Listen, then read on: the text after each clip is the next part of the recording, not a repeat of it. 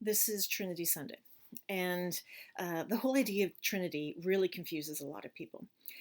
You know how much you hate being told, just do it because I said so? Well, that's kind of how people feel when they come across the Trinity in the church and they're told, just believe it. Don't understand it, just believe it. I don't think that's satisfying enough.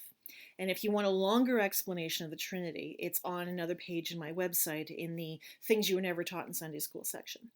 But I want to give you the quick and dirty of the Trinity. The Trinity is, of course, the God the Creator, God the Sustainer, God the Redeemer part of our faith. It's one God with three personas. Now, the problem with persona is that if you've got an English ear, you will hear that as person. And the word person does start with the Greek word persona, but the Greek word persona actually is a stage term where people would expose themselves. So they put on masks. So they put on their sad mask or happy mask or whatever.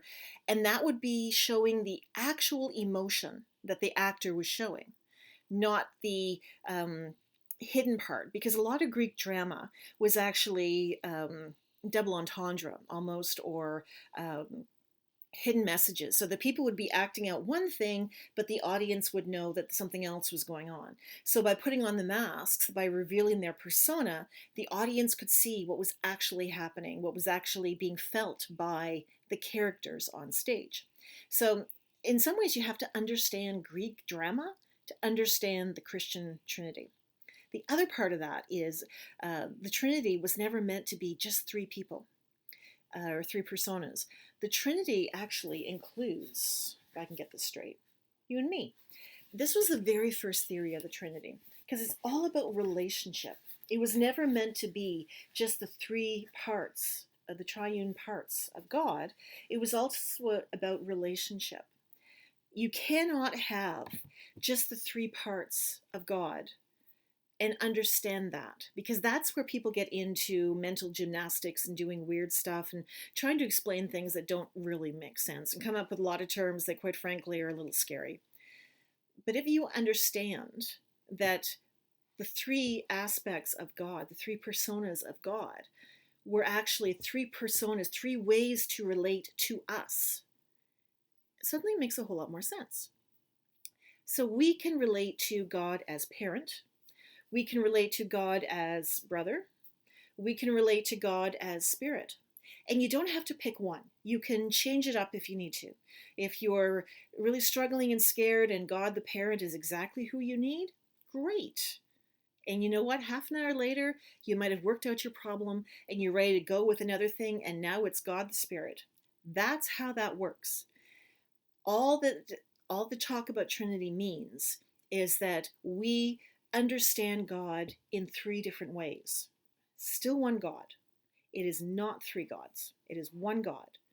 But because of our relationship with God, we will have different approaches at any different time. You may notice in prayer that if you focus in on praying to Jesus Christ, you're going to use certain words. If you are focusing in on praying to God the parent, God either mother or father, you will use other language as well because of how you relate to the mother father figures in your life on earth. And that's the way it's meant to be. Christianity is not meant to be rigid. It is meant to be very expansive so you can find your ways, you can feel your way through. And the early church really, really tried to grasp that, the complexity of God. And we struggle in English because it's a translation from two different languages. And we have to look at the early church theology as Greek-led, while Jesus was Hebrew.